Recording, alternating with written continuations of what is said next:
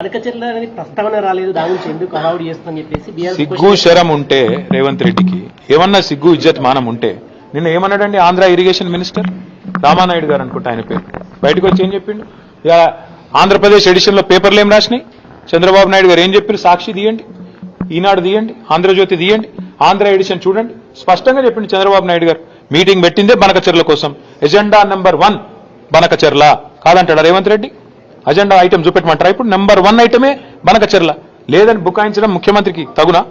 నిమ్మల రామానాయుడు గారు బయటకు వచ్చి చెప్పినారు, ఆంధ్ర ఇరిగేషన్ మంత్రి గారు, మేము అడిగినాం బనకచెర్ల గురించి, రేవంత్ రెడ్డి ఒప్పుకున్నాడు, కమిటీ వేసినాం, 30 రోజులు ఒడిచిపోతుంది, 31వ రోజు మా శిష్యుడే కాబట్టి ఆడిచ్చినట్టు ఆడతాడు, ఆయన జుట్టు మా చేతులుంది, ఓటుకు నోటు కేసు ఇంకా ఉన్నది, కాబట్టి ఏమన్నా చేస్తాం అని ఫుట్బాల్ ఆడుతున్నారు.